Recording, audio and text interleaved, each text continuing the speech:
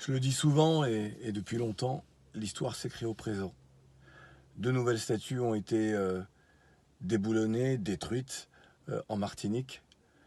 Une est celle de Joséphine de Beauharnais, la femme de Napoléon Bonaparte, qui déjà en 91 avait été décapitée et on avait eu la lumineuse idée de mettre un peu de sang rouge sur son cou pour bien marquer la décapitation. Et puis celui qui, le premier premier français arrivé sur ces terres où vivaient les peuples autochtones, Taïnos, Caraïbes, appelons-les comme l'on veut, mais c'était leur terre.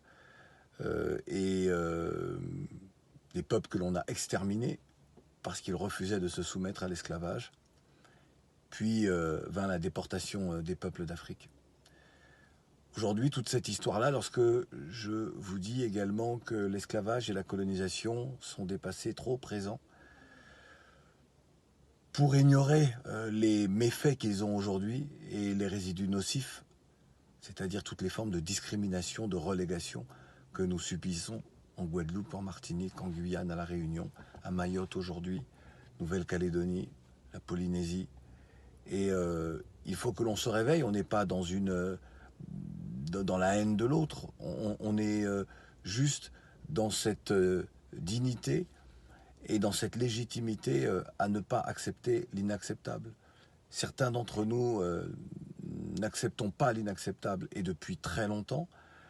Ça a coûté cher à beaucoup d'entre nous, mais voilà, on ne pouvait pas faire autrement que de dire et d'agir en fonction de ce que l'on voit et subit. Aujourd'hui, il y a une nouvelle génération de jeunes qui reprennent le flambeau et qui partent au combat. Et on est dans une continuité. Et c'est suffisamment rare dans l'histoire pour saluer ce qui est fait, ce qui est dit par certains.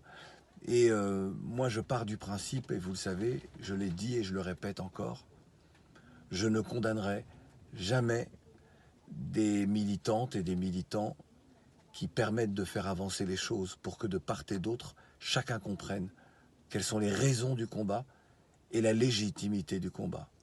Et en ce qui concerne nos, nos deux sœurs qui marquent le pas justement dans le combat, je répète toujours qu'elles font ce qu'elles pensent être légitime de faire en cette année 2020. François et la situation de François nous rappelle justement quelle position nous avons au sein de la société française ou quelle position nous n'avons pas au sein de la société française. Aujourd'hui, dans le domaine qui est le mien, le monde de l'audiovisuel, mais vous avez également des politiques qui tentent de vous expliquer que François est un anachronisme dans le paysage médiatique français. Parce que c'est une chaîne spécifique qui s'adresse à des communautés spécifiques et pas une communauté. Parce qu'un Antillais n'est pas un Polynésien, parce qu'un Mahorais n'est pas un Saint-Martinois.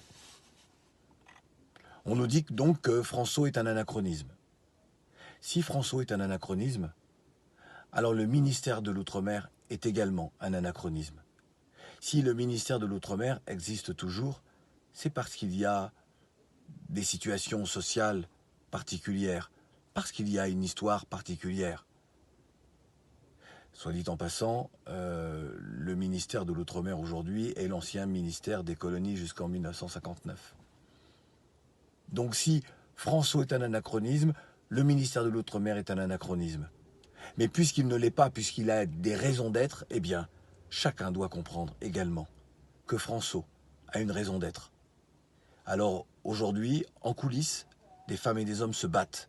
Mais vraiment, vous ne pouvez pas imaginer à quel point, se mobilisent pour qu'il y ait un moratoire et surtout pour qu'il y ait une équité dans le traitement, équité républicaine. Il y a un moratoire pour France 4, il ne peut pas y avoir un moratoire pour François. Alors oui, certains diront, ouais, mais la chaîne est importante pour nous, mais elle n'a pas toujours fait ce pourquoi elle est née. Vous avez raison. C'est totalement vrai. Et l'idée, justement, c'est que demain, et demain c'est aujourd'hui, si nous arrivons à faire en sorte que François poursuivre sa mission, eh bien, les femmes et les hommes de talent de nos communautés pourront s'y exprimer. Ceux qui produisent, ceux qui présentent, ceux qui réalisent, ceux qui écrivent, ce qui, par le passé, n'a pas toujours été le cas.